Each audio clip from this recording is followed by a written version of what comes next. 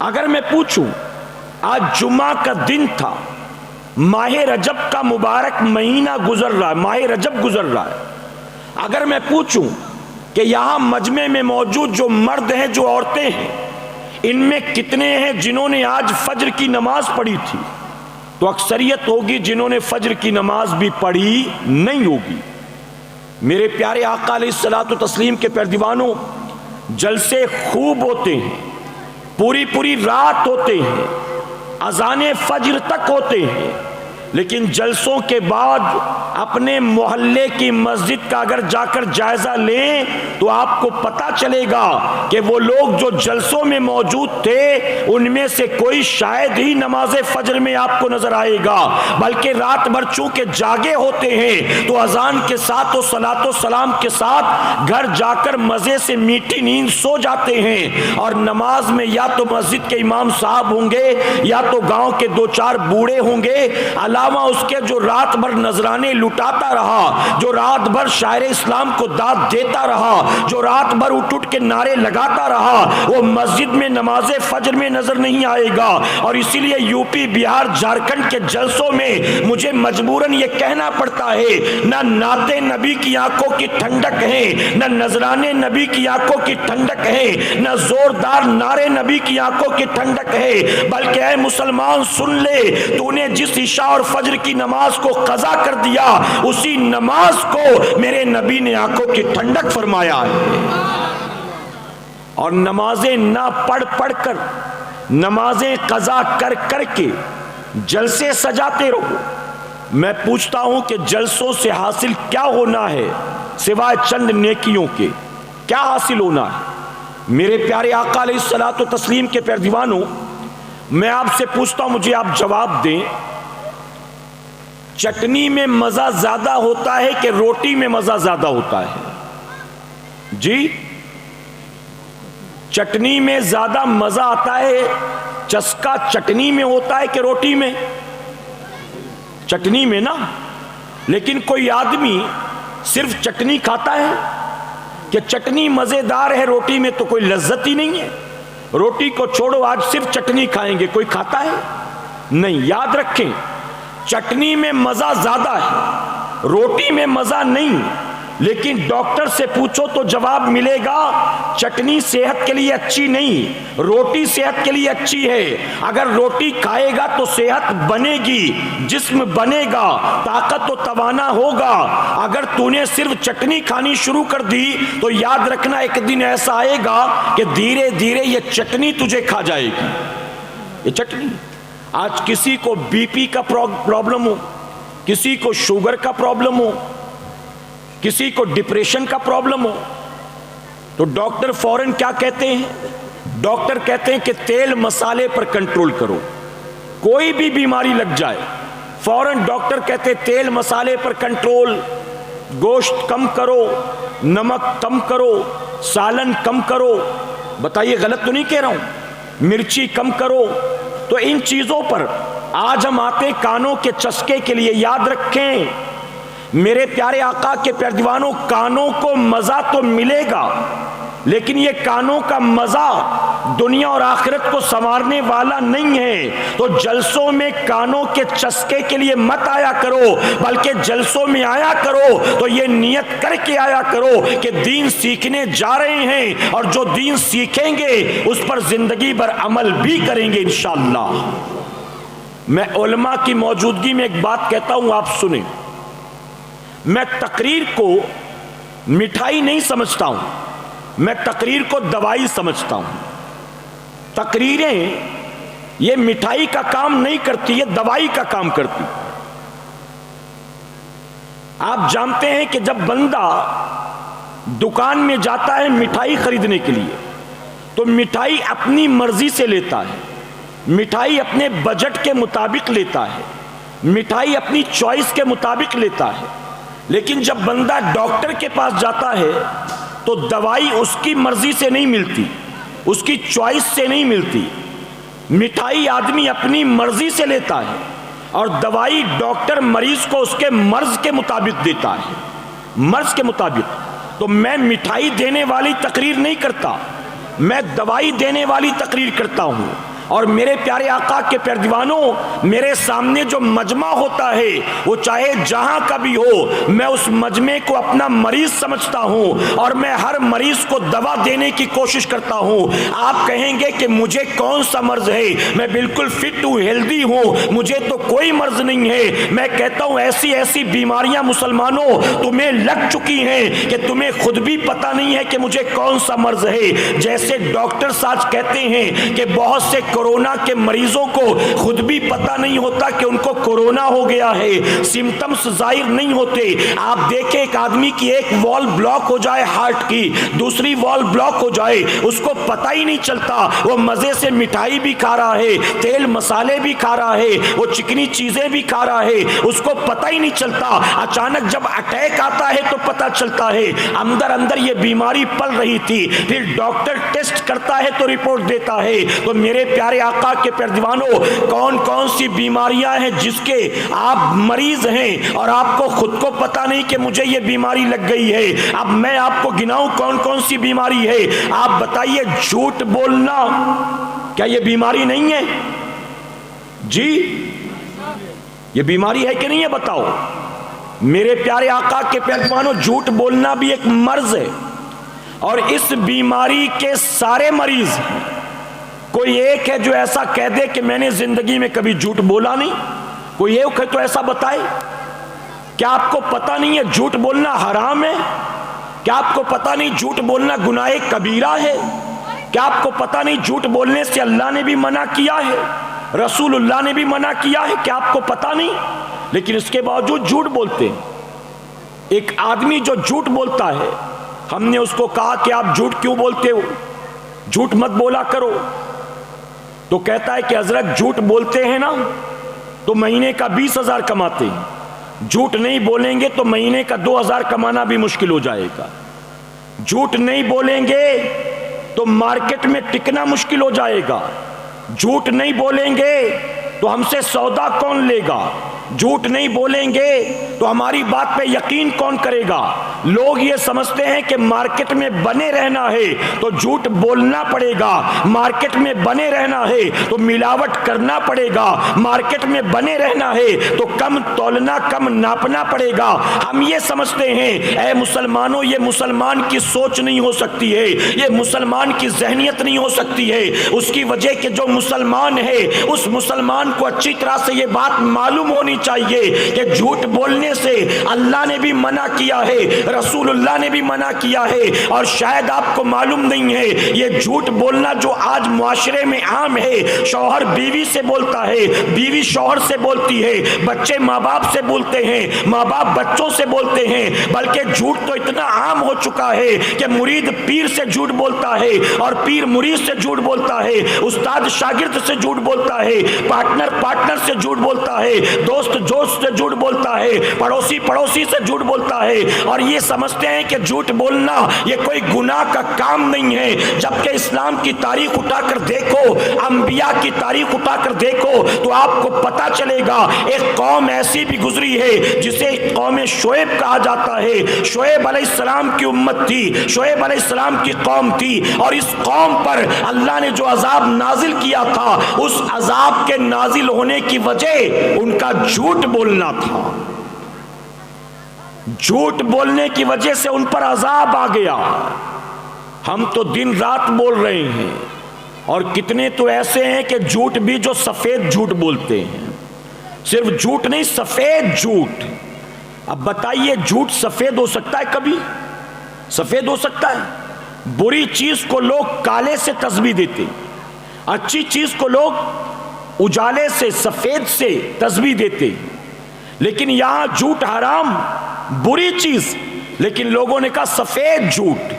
اور میرے پیارے آقا کے پیارے دیوانوں، اگر کوئی جھوٹ بولے اور سامنے والا اس کی بات پر یقین کر لے تو یہ بڑا خوش ہوتا ہے کہ میں کامیاب ہو گیا، میں اپنے جھوٹ میں کامیاب ہو گیا، کہ اس کو پتہ ہی نہیں چلا کہ میں نے جھوٹ بولا ہے، اس کو پتہ ہی نہیں چلا۔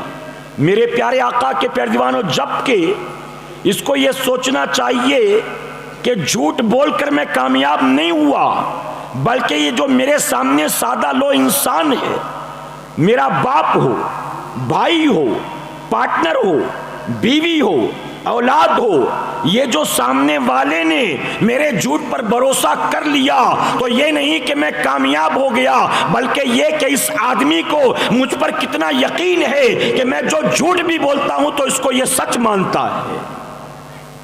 یہ دھوکہ آپ نے اس کے ساتھ نہیں، اپنی ذات کے ساتھ کیا ہے۔ شعیب علیہ السلام اللہ کے نبی، آپ کی قوم تجارت کرتی تھی، آپ کے دور کے لوگ بزنس مین تھے، وہ جھوٹ پر جھوٹ بولتے تھے، دن رات جھوٹ بولتے تھے، مال دیتے تو ملاوٹ کر کے، کم تول کے، کم ناپ کے۔ نبی آتا ہے برائی سے روکنے کے لیے، گناہ سے بچانے کے لیے۔ شعیب علیہ السلام نے اپنی قوم کو بار بار منع کیا، روکا، کہا تم جو یہ کر رہے ہو یہ اچھی بات نہیں، اللہ نے منع کیا، یہ حرام ہے، یہ گناہ ہے۔ تو جانتے ہو آپ کی قوم نے کیا کہا؟ آپ کی قوم نے کہا اے اللہ کے نبی، آپ نبی بن کر آئے ہیں، آپ ہم کو یہ بتائیں کہ عبادت کیسے کی جائے، ہم کو یہ بتائیں کہ سجدہ کیسے کیا جائے، ہم کو یہ بتائیں کہ تسبیح کیسے پڑھی جائے، ہم کو یہ بتائیں کہ برکت والے عمل کون کون سے، نیکی والے عمل کون کون سے۔ آپ ہمیں صرف یہ باتیں بتائیں، آپ ہم کو کاروبار کرنا نہ سکھائیں۔ ہم خاندانی کاروباری لوگ ہیں، ہمارے باپ دادا سب پشتوں سے کاروبار کرتے چلے آئے۔ آپ ہمیں یہ نہ بتاؤ کہ مال کیسے بیچنا ہے، کسٹمر سے کیسے ڈیل کرنا ہے، ہمیں یہ نہ سکھائیے، ہمیں صرف عبادت کا طریقہ سکھلائیے۔ اللہ کے نبی بار بار روکتے رہے، منع کرتے رہے۔ ان لوگوں نے کہا اگر جھوٹ نہیں بولیں گے تو گھر چلانا مشکل ہوگا، جھوٹ نہیں بولیں گے تو چولہا کیسے جلے گا، جھوٹ نہیں بولیں گے تو بیٹی کی شادی کیسے کریں گے، جھوٹ نہیں بولیں گے تو ماں باپ کا پیٹ کیسے پالیں گے، جھوٹ نہیں بولیں گے بہن ہو گئی ہے 20-22 سال کی، اس کا رشتہ کیسے کریں گے، اگر جھوٹ نہیں بولیں گے امی ابا کو حج کیسے کرائیں گے، جھوٹ نہیں بولیں گے بجلی کا بل کیسے بھریں گے، اگر ہم یہ سب کچھ نہیں کریں گے تو دکان چل نہیں پائے گی، ہم ایک دن بازار میں ٹک نہیں پائیں گے۔ آج کا مسلمان بھی یہی جملے کہتا ہے۔ اللہ کے نبی بار بار سمجھاتے رہے، روکتے رہے، منع کرتے رہے، لیکن قوم باز نہیں آئی۔ جانتے ہو تاریخ میں آتا ہے کہ شعیب علیہ السلام کی قوم وہ پہلی قوم تھی کہ جس پر اللہ نے 3 عذاب نازل فرمایا ہے۔ ان سے پہلے جتنی قوموں پر عذاب ہوا سب پر ایک ایک عذاب آیا تھا، لیکن شعیب علیہ السلام کی قوم پر پہلی بار 3 عذاب ایک ساتھ۔ گناہ کیا تھا اے مسلمان؟ وہی گناہ تھا جو آج دھڑلے سے ہم اور آپ کر رہے ہیں، دھڑلے سے۔ جھوٹ بولنے کو کون برا جانتا ہے آج کے دور میں؟ ذرا بتائیے کون؟ عام ہو چکا ہے، عادت پڑ چکی ہے۔ بلکہ میں تو کہتا ہوں کہ اگر کسی یونیورسٹی میں، کسی کالج میں اگر جھوٹ بولنے پر پی ایچ ڈی ہوتی، جھوٹ بولنے پر کوئی کورس ہوتا، کوئی ڈگری ہوتی، تو وہاں زیادہ تر پروفیسر سب مسلمان نظر آتے، پڑھانے والے، لیکچررز، پروفیسرز مسلمان۔ اس کی وجہ کہ مسلمانوں جھوٹ ہماری زندگی کا حصہ بن چکا ہے۔ یہ ایک بیماری میں نے گنائی ہے۔ اس کے علاوہ دیکھیے، گالی دینا کیا یہ بیماری نہیں ہے؟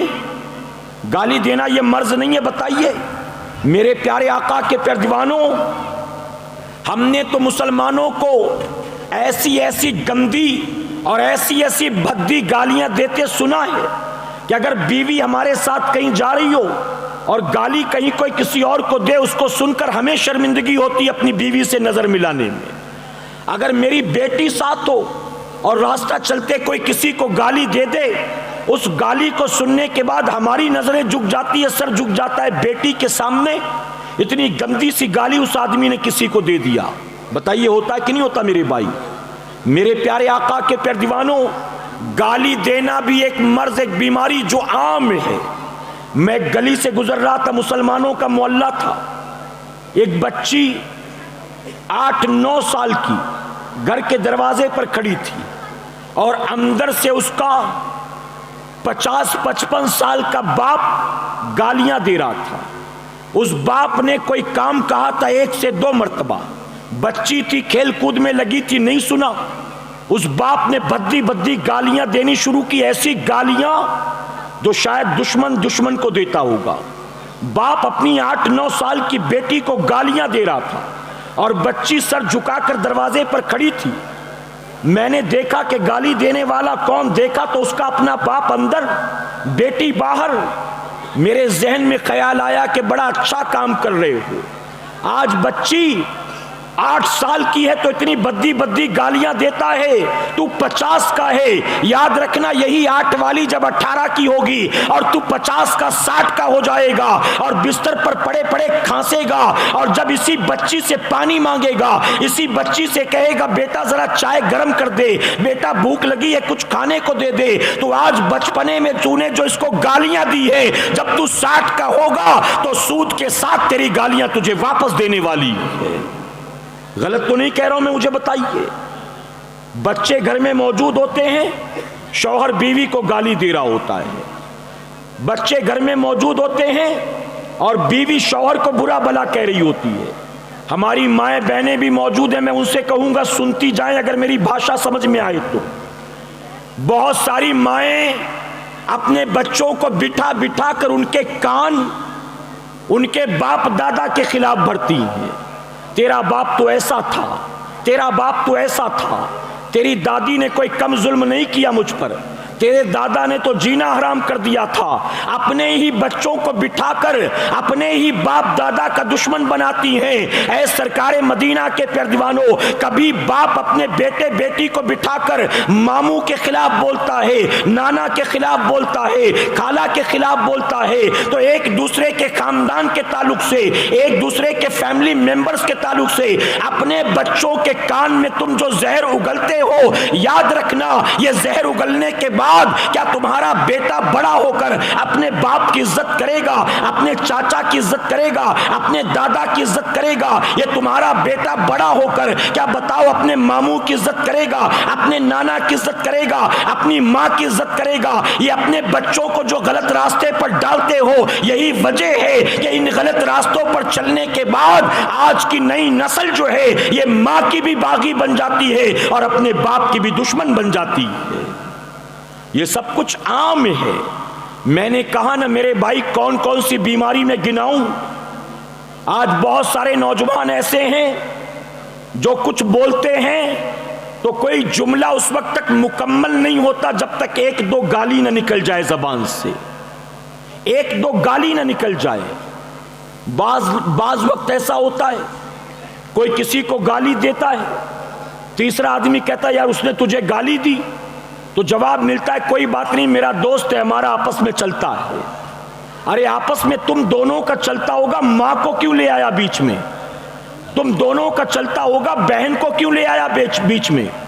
ارے گالی دیتے ہو اتنا یارانہ، ماں بہن کو چوک چوراہے پر ایک دوسرے کے سامنے ننگا کرنے سے بہتر تھا اگر بہت یارانہ تھا تو دوستی میں تو اس کے منہ پہ مکہ مارتا اور وہ تیرے پیٹ میں مکہ مارتا۔ اس طرح سے یارانے نبھاتے اپنی ماں بہن کو لوگوں کے سامنے کیوں گالیاں دیتے ہو بلا خامخواہ میں؟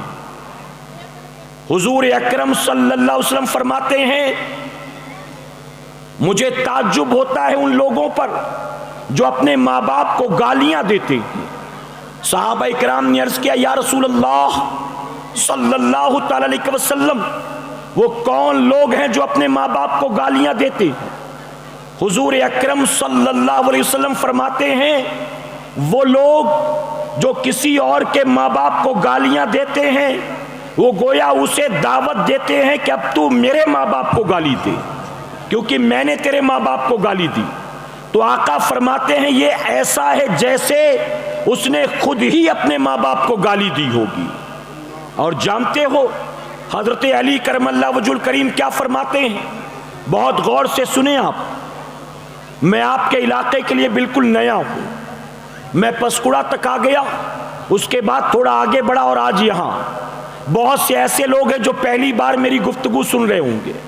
اگر آپ یہ سوچ رہے ہوں گے کہ میں کرسی ہلانے والی تقریر کروں، ہاتھ پیر پٹکنے والی تقریر کروں، آپ کو 2-4 چٹکلے سناؤں، آپ کے جذبات سے کھیلوں اور نعرے لگواؤں، تو آپ غلط جگہ پر آ گئے ہیں. میری تقریر میں آپ کو نعروں کا موقع نہیں ملے گا. میں نعرے لگوانے کے لیے تقریر نہیں کرتا, میں اپنے نبی کی امت کو نار سے بچانے کے لیے تقریر کرتا ہوں. میری تقریر میں نعروں کا موقع نہیں ہوگا میرے بھائی, لیکن غور سے سنو گے تو خالی نہیں جاؤ گے, کچھ نہ کچھ لے کر جاؤ گے کہ انشاءاللہ. جانتے ہو میرا کیا ماننا ہے؟ ہمارے علماء موجود ہیں, میں ان کی موجودگی میں ذمہ داری سے ایک بات کہوں گا, اسے آپ گانٹھ باندھ لیجئے. یہاں جتنے لوگ موجود ہیں, مثال کے طور پر اگر 100 آدمی ہیں اور 100 عورتیں ہیں, 200 لوگ, مثال دے رہا ہوں میں, 200 لوگ ہیں. میں نے 1 گھنٹے تقریر کی, توجہ ہے نا آپ کی, میں نے 1 گھنٹے تقریر کی, اور اس 1 گھنٹے میں ان 200 لوگوں میں سے کسی کو بھی کچھ بھی نہیں ملا, تو میں نے 1 گھنٹہ برباد نہیں کیا ہے, بلکہ میں نے 200 گھنٹے برباد کر دیے ہیں. میں نے 1 گھنٹہ برباد نہیں کیا, میں نے 200 گھنٹے برباد کر دیے. یہ کیوں جانتے ہو؟ آج اولاد کے پاس ماں باپ کی بات سننے کے لیے ٹائم نہیں ہے. آج شوہر کے پاس بیوی کی بات سننے کے لیے ٹائم نہیں ہے. آج مرید کے پاس پیر کی بات سننے کے لیے ٹائم نہیں ہے. آج شاگرد کے پاس استاد کی بات سننے کے لیے ٹائم نہیں ہے. آج ایک دوسرے کی بات سننے کے لیے ٹائم نہیں. ایسے میں اگر کوئی 2 گھنٹے کا ٹائم نکال کر جلسے میں آ جائے تو ہمیں اس کے ٹائم کو ضائع نہیں کرنا, بلکہ آنے والے ہر ایک کو ہمیں کچھ نہ کچھ دینے کی کوشش کرنی چاہیے. میں وہی دینے کی کوشش کر رہا ہوں. تو گالی گلوچ کرنا یہ بھی ایک بیماری ہے. بتائیے بیماری عام ہے کہ نہیں ہے؟ جانتے ہو حضرت علی کرم اللہ وجہ الکریم کیا فرماتے ہیں؟ اچھا, بڑا ڈسٹربنس ہے انتظامیہ کی طرف سے, اور میں آپ سے بھی کہوں گا میرے بھائی, اس گاؤں میں میں نیا آیا ہوں, آپ کے بغل میں جو بیٹھا ہے وہ تو نیا نہیں ہے نا, وہ تو اسی گاؤں کا ہے. کسی اور جلسے میں بھی دیکھا ہوگا اس کو آپ نے, لیکن ایک آدمی آتا ہے سب اس کو دیکھنے لگتے ہیں, ایسا لگتا ہے نئے گاؤں میں اونٹ آ گیا. ایک آدمی اٹھا تو سب اس کی طرف, ایک آدمی گیا تو سب اس کی طرف. آپ میری طرف توجہ دیں, آنے جانے والوں کو اپنا کام کرنے دیں. آپ کا دل دماغ نگاہیں یہاں ہونی چاہیے کہ انشاءاللہ.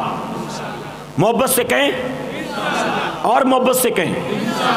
دیکھیں جنہوں نے مجھے بلایا ہے نا, انہوں نے مجھ سے کہا 2 گھنٹے تقریر کرنا ہے. اگر آپ ساتھ نہیں دیں گے نا تو میں 1 گھنٹہ بھی پورا نہیں کروں گا. اس کی وجہ کہ میں بوجھ نہیں بننا چاہتا ہوں, میں آپ کے اوپر جبرن بوجھ نہیں بننا چاہتا. اگر لگے گا کچھ سیکھ رہے ہیں سن رہے ہیں تو بولوں گا, اور لگے گا کچھ سیکھ سن نہیں رہے خامخواہ بیٹھے مجبوراً پتہ نہیں کیوں, تو پھر میں بولوں گا نہیں, بلکہ میں بھی اپنی گفتگو کو سمیٹ دوں گا. تو جو سننا چاہتے ہیں ذرا محبت سے سبحان اللہ کہیں. جو نہیں سننا چاہتے ہیں وہ چپ رہے ہیں, وہ بولیں نا, کم سے کم وہ بول بھی بہت رہے ہیں. مجھے آواز آ رہی ہے, جب میں مائک میں بول رہا ہوں پتہ نہیں ان کو سنائی دے رہا ہے کہ نہیں سنائی دے رہا ہے. بنا مائک کے ان کی آواز مجھے سنائی دے رہی ہے, اور وہ اکیلے اپنے آپ کو ڈسٹرب نہیں کر رہے, پورے مجمع کو ڈسٹرب کر رہے ہیں. کوئی چھوٹا بچہ ہو 2-4 سال کا تو سمجھ میں آتا ہے, 40-45 سال کا آدمی چلا رہا ہے, چیخ رہا ہے, یہ کیا مطلب ادب ہے؟ یہ محفل کے ادب کے خلاف ہے میرے بھائی. تو تھوڑا سا ادب کریں محفل کا کہ انشاءاللہ. آپ اپنی ساری باتیں کل کر لینا, کل جلسہ نہیں ہوگا. اپنی ساری باتیں پرسوں کر لینا, پرسوں جلسہ نہیں ہوگا. آج یہاں آئے ہیں تو یہاں کیوں آئے ہیں اس پر آپ کی نظر ہونی چاہیے, پھر کہیں انشاءاللہ. تو میرے پیارے آقا کے پیروانوں, میں عرض کر رہا تھا گالی دینا یہ بھی ایک بیماری ہے. اور حضرت علی کرم اللہ وجہ الکریم فرماتے ہیں کہ جو بندہ گالی دیتا ہے اس کی ایک گالی کے بدلے اس کی قبر کے اندر 1 بچھو پیدا کیا جائے گا. 2 بار گالی دی تو 2 بچھو, 3 بار گالی دی تو 3 بچھو. اب میں پوچھتا ہوں, یہ سننے میں تو بڑا معمولی معلوم دیتا ہے, آپ سب بیٹھے ہیں, گاؤں دیہات کا ماحول ہے, اب بتائیے اس محفل میں, اس اجتماع میں 1 بچھو کہیں سے آ جائے تو بیٹھے رہیں گے کہ بھگدڑ مچ جائے گی؟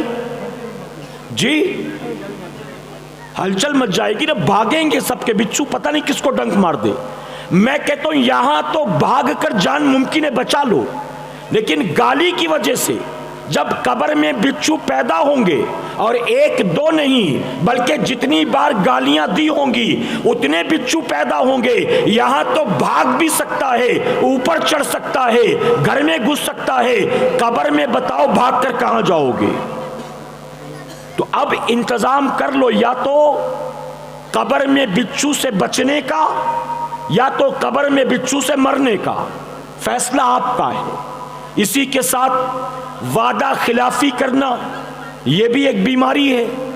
ایک دوسرے سے وعدہ کرتے ہیں, کل تیرا پیسہ دیتا ہوں, کل بتاتا ہوں, کل ملتا ہوں, اس کے بعد بتائیے کل جب آیا تو کہتے کہ آج نہیں ہو سکا, کل کرتے ہیں, کل ملتے ہیں, اور زندگی میں پھر کل کبھی آتا نہیں. حضور اکرم صلی اللہ علیہ وسلم نے فرمایا مومن وعدہ خلافی نہیں کرتا ہے, وعدہ خلافی نہیں کرتا. تو وعدہ خلافی کرنا یہ بھی ایک بیماری ہے. اول تو وعدہ کرو مت, اور اگر کر لو تو وعدے کو نبھانے کی اور پورا کرنے کی کوشش کرو کہ انشاءاللہ. اس کے بعد کسی کی غیبت کرنا یہ بھی بیماری ہے, چغلی کرنا یہ بھی بیماری ہے, بہتان لگانا یہ بھی بیماری ہے, تانا دینا یہ بھی بیماری ہے, بڑی محفل میں کسی کا مذاق اڑانا یہ بھی بیماری ہے, کسی کے ہر کام میں نکتہ چینی کرنا یہ بھی بیماری ہے. یہ میں ایسی بیماریاں گناتا ہوں مسلمانوں جو روز مرہ کی زندگی میں شامل ہو چکی ہے. ہم کب وعدہ خلافی کرتے پتہ نہیں, کب جھوٹ بولتے احساس نہیں, کب کسی کو رسوا کرتے احساس نہیں, کب کسی پر الزام لگاتے پتہ نہیں. میرے پیارے آقا کے پیروانوں, یہ ساری بیماریاں آج معاشرے میں عام ہیں. اور اس سے آگے بڑھیں, شادیوں میں ڈول بجانا یہ بھی بیماری ہے, بارات میں پٹاخے پھوڑنا یہ بھی بیماری ہے, شادی کے نام پر رت جگہ کرنا یہ بھی بیماری ہے, اپنے گھر کی عورتوں کو نچانا یہ بھی بیماری ہے, اپنی بیوی کو سجا کر بازار لے جانا یہ بھی بیماری ہے, بنا پردے کے شادی بیاہ میں جانا یہ بھی بیماری ہے, اسی کے ساتھ ٹی وی دیکھنا یہ بھی بیماری ہے, فلمیں دیکھنا یہ بھی بیماری ہے, گانے سننا یہ بھی بیماری ہے, ناچنا ٹھمکے لگانا یہ بھی بیماری ہے. اب اس کے اور آگے چلیں, نمازیں چھوڑنا یہ بھی بیماری ہے, روزہ چھوڑنا یہ بھی بیماری ہے, زکوٰۃ فرض ہے نہ دینا یہ بھی بیماری ہے, حج فرض ہو کر 5 سال ہو گئے ادا ہی نہیں کیا یہ بھی بیماری ہے, فطرہ واجب ہے نہیں دیتا یہ بھی بیماری, قربانی واجب ادا نہیں کرتا یہ بھی بیماری. میں کون کون سی بیماری گناؤں؟ اسی لیے میں کہتا ہوں کہ میں اپنے سامنے موجود مجمع کو میں اپنا فین نہیں سمجھتا, اپنا فالوور نہیں سمجھتا, اپنا چاہنے والا نہیں سمجھتا, بلکہ میں سب کو مریض سمجھتا ہوں, اور ہر مریض کو اس کے مرض کے اعتبار سے میں دوا دینے کی کوشش کرتا ہوں. اور میری نیت یہی ہوتی ہے, اے اللہ اس دوا کے بدلے مجھے دنیا میں کچھ نہیں چاہیے, بلکہ صرف اتنا چاہیے اگر میری دوا سے ایک آدمی کو آرام مل گیا تو کل قیامت میں اسی ایک کو جنت میں داخل نہ کرنا, بلکہ جس دوا سے آرام ہوا ہے اس دوا دینے والے مجھ گناہگار کو بھی مولا جنت میں داخل کر دینا. نیت یہ ہوتی ہے کہ میری تقریر سن کر ایک بے نمازی بن گیا تو اس کی نمازیں مجھے بھی جنت میں لے کر چلی جائیں گی. اگر میری تقریر سن کر ایک داڑھی منڈانے والے نے داڑھی رکھ لی تو اس کا سنت پر عمل کرنا میری جنت کی ضمانت بن جائے گا. اگر ایک بے پردہ عورت نے کہا اب میں بے پردہ نہیں نکلوں گی, اب شوہر سے کہے گی کہ مجھے برقع پہنا دو, اب مجھے نقاب دلا دو, اگر وہ با پردہ بن گئی یقین جانے حضور راضی ہو جائیں گے, اور جب نبی راضی ہو جائیں گے اللہ اس عورت کو بھی جنت میں داخل کرے گا, جلسہ کرنے والوں کو بھی جنت میں داخل کرے گا, اور جن کی باتوں کو سن کر اس عورت کی زندگی میں تبدیلی آئی ہے اللہ ایسے مقررین کو, ایسے خطبہ کو بھی جنت میں داخل فرمائے گا. تو مقصد یہ ہے, اور نیت نظر مقصد پر ہونا چاہیے کہ انشاءاللہ. میرے پیارے آقا علیہ الصلوۃ والتسلیم کے پیارے دیوانوں, تو جلسوں میں کان کی لذت کے لیے نہیں, جلسوں میں اپنی آخرت کے لیے آیا کرو کہ انشاءاللہ. میں نے جو آیت کریمہ تلاوت کی, اللہ رب العزت فرماتا ہے جس کا مفہوم بے شک نماز روکتی ہے بے حیائی اور بری بات سے۔ میرے پیارے آقا کے پیارے دیوانوں، اسلامی سال کا 7واں مہینہ ماہ رجب المرجب ہمارے سامنے سے گزر رہا ہے۔ آپ جانتے ہیں حضور اکرم صلی اللہ علیہ وسلم نے اس مہینے کے بارے میں کیا فرمایا؟ میرے آقا صلی اللہ علیہ وسلم فرماتے ہیں رجب اللہ کا مہینہ ہے، رجب اللہ کا مہینہ ہے۔ اسی طرح فرمایا گیا یہ ایک مہینہ ہے، اس مہینے کا احترام زمانے جاہلیت کے کفار مشرکین بھی کرتے تھے، اس مہینے کی ہر کوئی تعظیم کرتا تھا۔ اس مہینے میں بہت بڑے بڑے دن، بڑی بڑی تاریخیں اور بڑی بڑی راتیں آتی ہیں۔ آپ جانتے ہیں اسی مہینے میں سلطان الہند عطائے رسول خواجہ خواجگاں خواجہ غریب نواز کا عرس پاک منایا جاتا ہے۔ اسی مہینے میں مولا کائنات مولا علی کرم اللہ وجہ الکریم کی ولادت ہوئی ہے۔ 13 رجب کو اسی مہینے میں سید سالار مسعود غازی رضی اللہ عنہ کا عرس آتا ہے۔ اسی مہینے میں امام جعفر صادق کا عرس آتا ہے۔ اسی مہینے میں حضرت امیر معاویہ رضی اللہ عنہ کا عرس پاک آتا ہے، ان کے وصال کی تاریخ آتی ہے۔ اور اے مسلمانوں، اس مہینے میں ایک جو سب سے بڑی تاریخ آتی ہے وہ 27 رجب کی تاریخ ہے، اور وہ تاریخ میرے نبی کے سفر معراج کی تاریخ ہے۔ اسی تاریخ کو اللہ نے محبوب کو معراج کا سفر کرایا تھا، اور اسی تاریخ کو حضور اپنے ساتھ ہمارے لیے نماز کا تحفہ لے کر آئے تھے۔ کیا لے کر آئے تھے؟ نماز کا تحفہ۔ اب آپ دیکھیں، آپ کہیں بھی باہر جاتے ہیں، جب گھر آتے ہیں تو گھر والوں کے لیے کچھ تحفہ لانے کی عادت ہے کہ نہیں ہے آپ کی؟ ہے نا؟ جیسے میرے گھر میں بھی چھوٹے چھوٹے بچے ہیں، میں جانتا ہوں گھر جاؤں گا تو بیوی اگرچہ کوئی تقاضا نہ کرے لیکن بچے تو منہ دیکھیں گے نا۔ ابا کلکتہ گئے تھے، 2 دن کے لیے گئے تھے، کچھ نہ کچھ تو لایا ہوگا انہوں نے، بتائیے ہوتا ہے کہ نہیں ہوتا؟ اور لانا بھی چاہیے۔ میرے آقا کی سنت ہے، حضور اکرم صلی اللہ علیہ وسلم فرماتے ہیں جب سفر سے گھر جایا کرو اپنے گھر والوں کے لیے کوئی نہ کوئی تحفہ ضرور لے جایا کرو۔ یہاں تک آقا فرماتے ہیں کچھ نہ ہو سکے تو کچھ پتھر ہی لے جایا کرو۔ اے سرکار مدینہ کے پیارے دیوانوں، اب اس کا مطلب یہ نہیں کہ کل سے پتھر چننا شروع کر دو کہ یہ فلاں خالہ کے لیے پتھر ہیں اور یہ خالو کے لیے پتھر ہیں، نہیں، بلکہ آقا یہ بتانا چاہتے ہیں کہ جس کی قیمت کچھ بھی نہ ہو، بالکل پتھر کی ویلو ہو، بھلے ہی کچھ بھی ہو، لیکن لے جایا کرو، خالی ہاتھ نہ جایا کرو۔ اے مسلمانوں، تحفہ دینا بھی سنت ہے، تحفہ لینا بھی سنت ہے۔ جب نبی نے تاکید کی کہ تحفہ دیا کرو، تحفہ لیا کرو، سفر سے لوٹو تو گھر والوں کے لیے تحفہ لے جایا کرو، تو جب میرے نبی اتنے عظیم سفر پر گئے تو پھر خالی ہاتھ کیسے آتے؟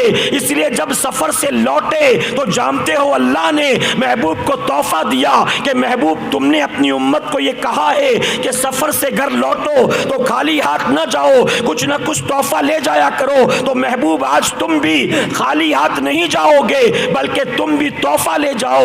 اے سرکار مدینہ کے پیارے دیوانوں، ہر کوئی تحفہ اپنے گھر والوں کے لیے لے جاتا ہے، لیکن اللہ کے محبوب صلی اللہ علیہ وسلم چونکہ سب سے زیادہ اپنی امت سے پیار کرتے تھے، اس لیے اللہ نے وہ تحفہ دیا جو قیامت تک آنے والی امت کے لیے تھا، اور وہ تحفہ نماز کا ہے۔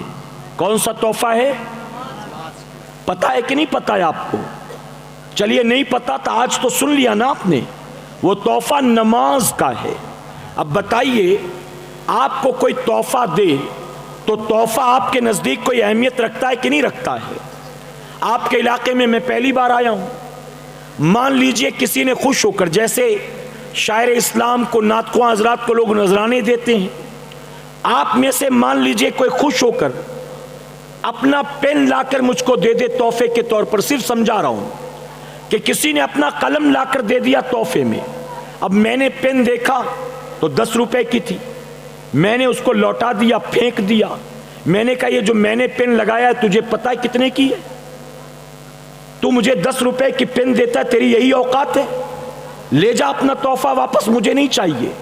اب بتائیے میں یوں کہوں گا تو تحفہ دینے والے کو اچھا لگے گا کہ برا لگے گا؟ جی برا لگے گا۔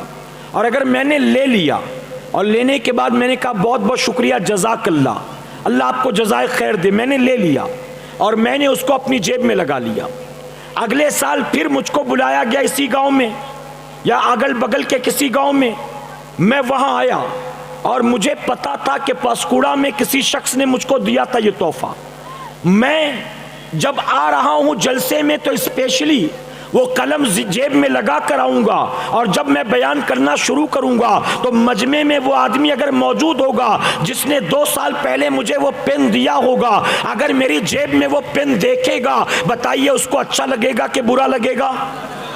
اس کو خوشی ہوگی نا، وہ تو اپنے آزو بازو میں سب سے کہے گا وہ جو حضرت نے پین لگایا ہے نا وہ فلاں جگہ آئے تھے تو میں نے دیا تھا، بتائیے اچھا لگے گا نا؟ اے سرکار مدینہ کے پیروانوں، صرف مثال دے کر یہ سمجھانا چاہتا ہوں، ہمارے جیسا عام آدمی اگر تحفہ کسی کا ٹھکرا دے تو دینے والے کا دل ٹوٹ جاتا ہے۔ اگر میں آپ کو کوئی چیز تحفے میں دوں اور آپ لینے سے منع کر دیں تو میرا دل دکھے گا، مجھے تکلیف ہوگی۔ اب ذرا سوچیں وہ تحفہ جو معراج کی رات اللہ کے محبوب صلی اللہ علیہ وسلم سفر معراج سے لے کر آئے تھے، آپ ذرا غور کریں، آپ نے غور نہیں کیا ہوگا۔ اے مسلمانوں، یہاں تحفہ باپ بیٹوں کے لیے لاتا ہے، ماں بیٹی کے لیے لاتی ہے، بھائی بھائی کے لیے لاتا ہے، دوست دوست کے لیے لاتا ہے، شاگرد استاد کے لیے لاتا ہے، مرید پیر کے لیے لاتا ہے۔ یہاں ایک دوسرے کے لیے ہم تحفے لے کر آتے ہیں، لیکن میرے آقا جو تحفہ لے کر آئے تھے ہم نے توجہ نہیں دی۔ ارے تحفہ دینے والا اللہ ہے اور تحفہ لانے والے رسول اللہ ہیں، لیکن جو تحفہ ہم تک پہنچا تو ہم نے کیا کیا؟ ہم نے حضور کے لائے تحفے کو اٹھا کر پیٹ کے پیچھے پھینک دیا۔ ہمیں حضور کے تحفے کی کوئی فکر نہیں، حضور کے تحفے کی کوئی پرواہ نہیں۔ جب نبی تحفہ لے کر آئے، صدیق اکبر نے قبول کیا، اپنے سر پر رکھ لیا، عمر فاروق اعظم نے ہونٹوں سے لگا لیا، سیدنا عثمان غنی نے پیشانی سے لگایا، مولائے کائنات نے آنکھوں سے چوما۔ یہ تحفہ صحابہ سے ہوتا ہوا اہل بیت تک پہنچا۔ امام حسین نے تحفے کی حفاظت کی، کربلا کے میدان میں اسی نانا کے لائے تحفے کو بچانے کے لیے حالت سجدہ میں امام حسین نے اپنا سر کٹا دیا، پھر ان کے بیٹے امام زین العابدین نے اس تحفے کو سنبھالا، ان کے بیٹے امام محمد باقر نے سنبھالا، پھر امام جعفر صادق نے سنبھالا، پھر سیدنا سرکار غوث اعظم نے سنبھالا، پھر غریب نواز نے سنبھالا۔ یہ تحفہ جب ان بزرگوں سے ہوتا ہوا ہم تک پہنچا تو ہمارا معاملہ کیا ہوا؟ ہمیں دکان پیاری ہے، ہمیں اللہ کا تحفہ پیارا نہیں ہے، ہمیں 2 ٹکے کی نوکری پیاری ہے، ہمیں نبی کا تحفہ پیارا نہیں ہے، ہمیں اسکول کالج کی پڑھائی پیاری ہے، ہمیں معراج کا تحفہ پیارا نہیں ہے، ہمیں بیوی بچے پیارے ہیں، ہمیں حضور کا تحفہ پیارا نہیں ہے، ہمیں ناچ گانے فلم تماشے پیارے ہیں، حضور کا تحفہ پیارا نہیں ہے، ہمیں نیند پیاری ہے، حضور کا تحفہ پیارا نہیں ہے، ہمیں منگنی ولیمہ نکاح پیارا ہے، حضور کا تحفہ پیارا نہیں ہے، ہمیں صبح کے وقت کی نیند پیاری ہے، ہمیں نبی کا تحفہ پیارا نہیں ہے، ہمیں شاپنگ مال میں گھومنا پیارا ہے، نبی کا تحفہ پیارا نہیں ہے۔ اے مسلمانوں، ہم نے حضور کے لائے تحفے کو اٹھا کر پیٹ کے پیچھے پھینک دیا، اور جانتے ہو جب ہم نے ایک دوسرے کے تحفے کو ٹکرایا تو دل ٹوٹا ہے ایک دوسرے کا۔ ہم نے اللہ رسول کے دیے تحفے کو اٹھا کر پیٹ کے پیچھے پھینک دیا، کیا بتائیے اللہ اس سے ناراض نہیں ہوگا؟ حضور اس سے ناراض نہیں ہوں گے؟ اب یہ بھی سنتے چلو، جو بندہ مسلمان ہو کر اللہ رسول کی ناراضگی مول لے وہ نہ دنیا میں کامیاب ہو سکتا ہے اور نہ وہ آخرت میں کامیاب ہو سکتا ہے۔ محرم کا مہینہ آتا ہے، آنسو تو بہت بہتے ہیں، نعرے بھی بہت لگتے ہیں، تازیے بھی اٹھتے ہیں، علم بھی بیٹھتے ہیں، نگارے بھی بجتے ہیں، مرثیے بھی پڑھتے ہیں، سب کچھ کرتے ہیں رسم و رواج کے نام پر، لیکن وہ نہیں کرتے ہیں جو امام حسین کیا کرتے تھے۔ اے سنیوں، میں آپ سے پوچھتا ہوں، دل پر ہاتھ رکھ کر جواب دو، امام حسین کا جھگڑا یزید سے کس بات کا تھا؟ پراپرٹی کا، خلافت کا، محلات کا، بینک بیلنس کا؟ جھگڑا کس بات کا تھا؟ یاد رکھیں، یزید ایک بے نمازی کا نام ہے اور حسین ایک نماز پنجگانہ کے پابند کا نام ہے۔ یزید بے نمازی تھا، یہی وجہ کہ امام حسین اس کے مقابلے میں کربلا کے میدان میں آئے اور سب کچھ لٹایا، حالت سجدہ میں سر کٹایا۔ لیکن آج ہمارا حال یہ ہے، ہمیں امام حسین کی شہادت سے شربت مل گیا، تعزیہ مل گیا، جھنڈا مل گیا، نوحہ مل گیا، مرثیہ مل گیا، میلہ مل گیا، ہمیں ڈول تاشا مل گیا، علم مل گیا، پنجہ مل گیا، ہمیں سب کچھ مل گیا۔ وہ نہیں ملا جس کی حفاظت کے لیے امام حسین نے اپنے سر مبارک کو کٹایا تھا۔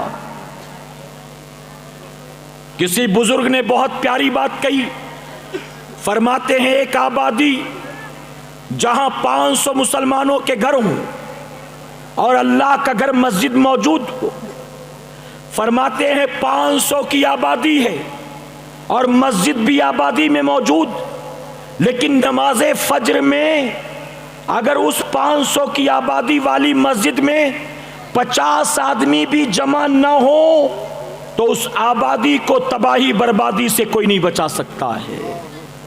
آج جو مصیبتیں سر پہ آ کے ٹوٹی ہیں، آج جو تمہیں تمہارے ہی ملک سے نکالنے کے منصوبے ہیں، آج جو تمہاری تباہیوں بربادیوں کے سامان اکٹھے کیے جا رہے ہیں، آج جو تمہیں شہر بدر کرنے کی سازشیں رچی جا رہی ہیں، آج جو تمہاری آبروئیں لوٹی جا رہی ہیں، آج جو تمہیں دہشت گرد کہہ کہہ کر جیلوں میں ٹھونسا جا رہا ہے، آج جو تمہیں بدنام کیا جاتا ہے، ان ساری چیزوں کے پیچھے کیا ہے؟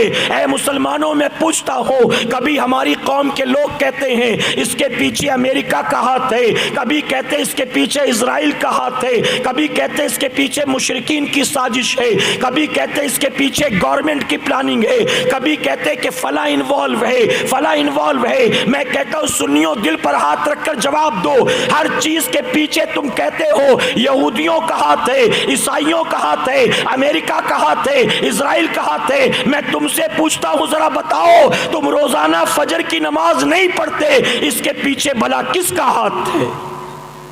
تمہارا کوئی ہاتھ نہیں ہے۔ تم فجر نہیں پڑھتے، اس میں بھی امریکہ کا ہاتھ ہے۔ تم فجر نہیں پڑھتے، اس میں بھی مودی کا ہاتھ ہے۔ کس کا ہاتھ ہے اس کے پیچھے؟ میرے پیارے آقا علیہ الصلوۃ والتسلیم کے پیارے دیوانوں، آج شوہر کہتا ہے بیوی میری بات نہیں مانتی، آج باپ کہتا ہے میری اولاد میری بات نہیں مانتی، آج دوست کہتا ہے دوست میری بات نہیں مانتا۔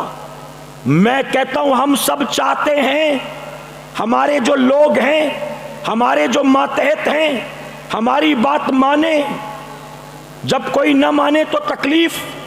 میں پوچھتا ہوں مسلمانوں، ذرا مجھے بتاؤ، ہم تو چاہتے ہیں کہ بیوی ہماری مانے، دوست ہماری مانے، اولاد ہماری مانے، ماں باپ ہماری مانے، نوکر ہماری مانے، شاگرد ہماری مانے، ہم چاہتے سب ہماری مانے، لیکن کوئی نہیں مانتا۔ اس کی وجہ یہ ہے کہ ہم بتاؤ کیا اللہ اور اس کے رسول کی بات مانتے ہیں؟ جب ہم خود اللہ اور اس کے رسول کی بات نہیں مانتے تو دنیا ہماری بات کیا خاک مانے گی؟ میں کہتا ہوں سنیوں، جنہوں نے اللہ اور اس کے رسول کی بات مانی، ان کی بات صرف انسانوں نے نہیں مانا ہے، بلکہ جو اللہ رسول کی بات مانتے تھے اگر وہ کہہ دیتے تو ان کی بات جوگی جے پال بھی مان لیتا تھا، اگر وہ کہہ دیتے تھے تو ان کی بات انا ساگر کا پانی بھی مانتا تھا، اگر وہ کہہ دیتے تھے تو ان کی بات ان کے مرید ہی نہیں ان کی کھڑاؤں بھی مانتی تھی۔ میں کس کی بات کر رہا ہوں جانتے ہیں نا؟ غریب نواز کی بات سب کیوں مانتے تھے؟ اس کی وجہ کہ غریب نواز اللہ کی بھی مانتے تھے، رسول اللہ کی بھی مانتے تھے۔ ہم نہ اللہ کی مانے نہ اللہ کے رسول کی مانے، اور ہم چاہیں کہ پوری دنیا ہماری مانے، یہ ممکن ہے؟ یہ ممکن ہے؟ میرے پیارے آقا علیہ الصلوۃ والتسلیم کے پیارے دیوانوں، نمازیں قضا کر کر کے کبھی کامیاب نہیں ہو سکو گے، جھوٹ بول بول کے کبھی مالدار نہیں ہو سکو گے، کم ناپو کم تول کے کبھی دھنوان نہیں ہو سکو گے۔ یاد رکھنا، اگر دنیا اور آخرت میں عزت چاہتے ہو تو تمہیں اللہ اور اس کے رسول صلی اللہ علیہ وسلم کی اطاعت و فرمانبرداری کرنی پڑے گی، اور اگر نہیں کرو گے تو جانتے ہو کیا ہوگا۔ میں اپنی قوم کے جوانوں سے کہتا ہوں، اے میری قوم کے جوان، تیرے پاس آج مہنگا سے مہنگا موبائل فون ہے، ٹچ اسکرین والا۔ پہلے تو کی پیڈ پر بٹن دبانا پڑتا تھا، اب تو وہ بھی کام آسان ہو گیا۔ پہلے تو لاک کے لیے پاسورڈ ڈالنا پڑتا تھا، اب تو انگلی لگا دے لاک ان لاک ہو جاتا ہے۔ اب تو صرف منہ کے قریب کر خود ہی ان لاک ہو جاتا ہے۔ تیرے پاس مہنگا سے مہنگا موبائل ہے، تو نے انٹرنیٹ کا ریچارج بھی کرا رکھا ہے، تو نے دنیا کے اول جلول سارے ایپ بھی ڈاؤن لوڈ کر رکھے ہیں۔ میں پوچھتا ہوں، آج تجھے واٹس ایپ چلانا آتا ہے، تجھے فیس بک چلانا آتا ہے، تجھے یوٹیوب چلانا آتا ہے، تجھے انٹرنیٹ چلانا آتا ہے، تجھے کمپیوٹر چلانا آتا ہے، تجھے موبائل چلانا آتا ہے، ارے تجھے یہ دنیا داری کی ساری چیزیں آتی ہیں، لیکن اگر تجھے کھڑا کر کے پوچھا جائے تجھے تیسرا کلمہ بھی آتا ہے کہ نہیں آتا ہے، تجھے سورہ فاتحہ بھی آتا ہے کہ نہیں آتا ہے، تجھے وضو کرنا بھی آتا ہے کہ نہیں آتا ہے، تو جواب نفی میں ہوگا، جواب نہیں میں ہوگا۔ ہمیں سب کچھ آتا ہے، اگر نہیں آتا ہے تو نہ قرآن پڑھنا آتا ہے، نہ حضور کی سنت پر عمل کرنا آتا ہے۔ میں یہ مشورہ دیتا ہوں لوگوں کو، میرے بھائی، کسی نے غوثیہ نیاز کمیٹی بنا لی، کسی نے غریب نواز نیاز کمیٹی بنا لی، کسی نے محرم نیاز کمیٹی بنا لی۔ ارے کوئی اسلام کمیٹی بنائے، کوئی مسلمان کمیٹی بنائے، اور کمیٹی بنا کر پورے گاؤں کا سروے کرے، نکلے گھر گھر میں جائے اور جا کر ایک فارم بھرے، گھر گھر میں پوچھے کہ آپ کے گھر میں کتنے لوگ رہتے ہیں، جواب ملے گا 11 لوگ، جواب ملے گا 22 لوگ، جواب ملے گا 28 لوگ۔ میں کہتا ہوں جہاں سنگل فیملی ہو وہاں 5 6 8 10، جہاں جوائنٹ فیملی ہو وہاں 20 25 30 32۔ اب گھر والوں سے کہو آپ کے گھر میں جو سب سے عمر دراز مرد ہو یا عورت ہو اس کو بلاؤ، گھر کے خاندان کے سب سے بوڑھے بزرگ کو بلانا، اور بلانے کے بعد کہنا بابا ہم اسلام کمیٹی کی طرف سے آئے ہیں، ہم مسلم نوجوان کمیٹی کی طرف سے آئے ہیں، ہم سروے کرنے نکلے ہیں، بابا آپ کی عمر کتنی ہے؟ جواب ملے گا 68 سال۔ آپ کا نام کیا ہے؟ آپ کی کوالیفیکیشن کیا ہے؟ آپ نے زندگی بھر کام دھندا کیا کیا ہے؟ آپ کے بیٹے کتنے، بیٹیاں کتنا؟ یہ ساری چیزیں اس کی پرسنل لائف کی بھرنا، اور بھرنے کے بعد کہنا بابا یہ ذاتی زندگی کے بارے میں نے پوچھ لیا، اب 2 4 سوال اور ہیں، آپ ذرا بتا دیں آپ کی عمر 68 سال، آپ کے 3 بیٹے 4 بیٹیاں، آپ کے اتنے پوتے اتنی نواسیاں، آپ نے زندگی بھر یہ کام کیا، آپ نے 3 مکان بنا لیا، آپ نے بچوں کو خوب پڑھا لکھا لیا، اب بابا آپ مجھے ذرا 5 کلمہ پڑھ کر سنائیے، اول کلمہ کون سا ہے بتائیے، یہاں ٹک کرنا ہے، دوم کلمہ کون سا بتائیے، ٹک کرنا ہے، تیسرا کلمہ کون سا بتائیے، ٹک کرنا ہے۔ میں کہتا ہوں جب اس سے کہیں گے کہ بابا 5 کلمہ پڑھ کر بتائیے، تو جو زندگی بھر دنیا کماتا رہا، جو 7 8 بچوں کا باپ بن گیا، ارے جو دادا نانا بھی بن چکا، جس نے دکان مکان سب کچھ بنا لیا، 68 سال کا ہو گیا، جسے پتا ہے کہ اب جوانی نہیں آنا، اب بچپنا نہیں آنا، اب تو قبر ہی میں جانا ہے، پتا نہیں کب اسرائیل سے ملاقات ہو اور روح نکالی جائے، اس 68 سال کے بوڑھے